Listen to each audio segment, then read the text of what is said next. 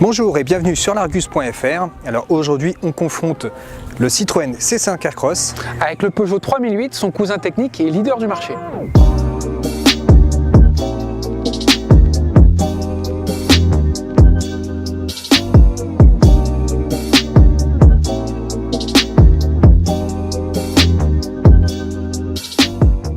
Alors le C5 Aircross, c'est le dernier SUV compact de Citroën. Alors il arbore un look tout en rondeur. Bon, pour faire écho à la famille Citroën, on a la calandre à double étage. Pour le reste, pas d'agressivité, c'est vraiment tout en douceur. Néanmoins, il arbore des éléments de personnalisation, puisqu'on peut avoir ces parties sur le bouclier avant de couleur dissociée, mais également les air bumps en bas, ainsi que les barres de toit. Le Peugeot 3008, lui, d'emblée, il a un look beaucoup plus sportif, plus agressif. Il y a des arêtes très tranchées. Il y a également des éléments chromés et argentés, parce qu'il ne faut pas perdre de vue que le Peugeot 3008, il est positionné plus haut de gamme et il est également plus cher. Alors malgré des looks qui sont totalement opposés, ces deux SUV ont le même gabarit, puisque le C5 Aircross mesure 4,50 m de long et le 3008 4,45 m. Comme à l'extérieur, à l'intérieur du C5 Aircross, tout est fait dans la rondeur, dans la douceur. Alors on a quand même une planche de bord qui est assez massive, notamment la partie haute. Le conducteur a en face de lui une dalle numérique de 12,3 pouces qui sera en série ou en option suivant les versions. Au sommet de la planche de bord, on va avoir un écran tactile de 8 pouces. Donc au niveau techno, le C5 est à jour, puisqu'on peut bénéficier du régulateur adaptatif avec la fonction Stop and Go, de l'alerte de maintien dans la voie, enfin de la correction, puisqu'on a le volant qui va corriger pour bien rester dans la voie, et également le GPS avec la vision 3D. Au niveau aménagement, c'est plutôt bien fait, parce qu'on a pas mal de rangements. On peut ici recharger son téléphone par induction. On a la boîte à gants, bon c'est un peu moyen. En revanche, on a beaucoup de place entre les sièges et aussi dans les bacs de portière. Enfin, dernier point, c'est le confort, parce que bon, traditionnellement, Citroën est quand même reconnu pour son confort. Donc là, on a le droit à des sièges très moelleux, bien rembourrés. Donc franchement, on est bien installé. Et en plus, il va bénéficier des suspensions à double appui-T hydraulique qui ont été inaugurées sur la C4 Cactus restylée. À bord du Peugeot 3008, le e-cockpit donne tout de suite le ton. C'est une ambiance sportive, on a le petit volant, l'instrumentation déportée vers l'avant, l'écran tactile qui est rapporté au sommet de la console centrale, et puis on a cette ambiance avec les fameux toggle switch, très bonne ergonomie. On a également une très nette séparation entre le conducteur et le passager, et au niveau de la finition, il y a un meilleur standing parce qu'on a des surpiqûres, du cuir, du vrai bois, du chêne blanchi.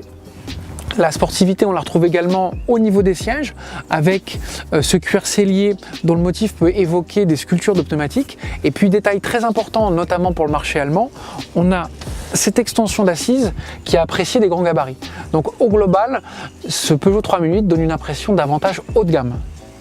Le 3008 se veut peut-être plus haut de gamme, pourtant les deux SUV partagent la même architecture intérieure, donc c'est pour ça qu'on retrouve l'écran tout en haut comme dans le 3008.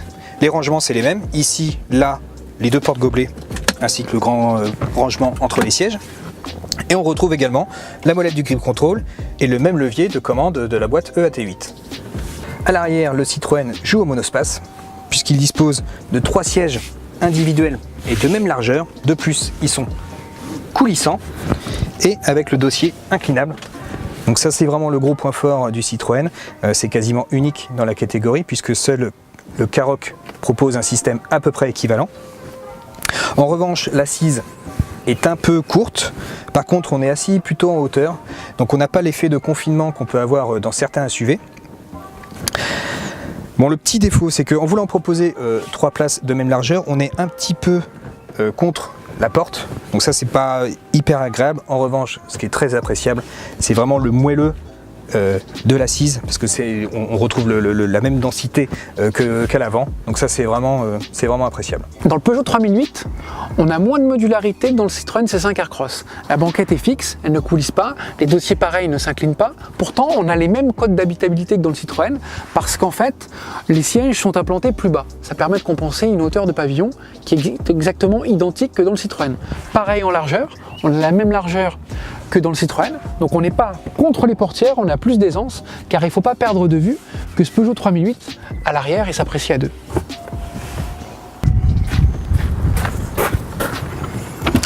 Alors on retrouve l'aspect familial au niveau du coffre du C5 Aircross, puisqu'il est très grand, son volume varie de 580 à 720 litres.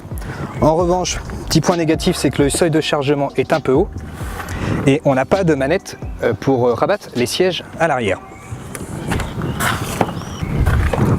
En effet, il faut venir au rang 2 pour tirer sur la languette et rabattre ainsi les sièges.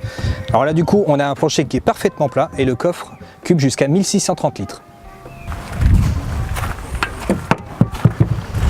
Le volume de coffre du Peugeot 3008 engloutit jusqu'à 520 litres et quand on utilise cette manette, la capacité atteint 1482 litres, c'est très pratique.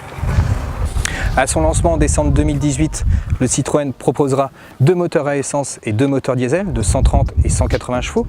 Au niveau transmission, il aura droit à la boîte automatique à 8 rapports. En revanche, pas de 4x4, que du 4x2. Alors il aura droit au grip control, donc c'est un système de motricité renforcé. Et puis fin 2019 viendra une version hybride rechargeable. Le Peugeot 3008, il est commercialisé depuis 2016.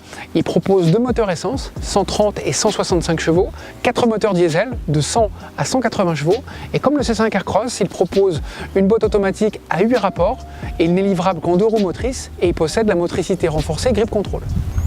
Avec sa modularité qui est bien pensée et son grand coffre, le C5 Aircross est un peu un monospace déguisé en SUV. Donc il s'avère plus familial que le Peugeot 3008 et il sera même un petit peu moins cher puisqu'on estime son prix de base à 25 300 €. Le Peugeot 3008, c'est un look plus viril, une présentation plus exclusive, plus soignée, également un toucher de route plus sportif, mais cela se paye parce qu'en fait son prix de base c'est 26 300 €.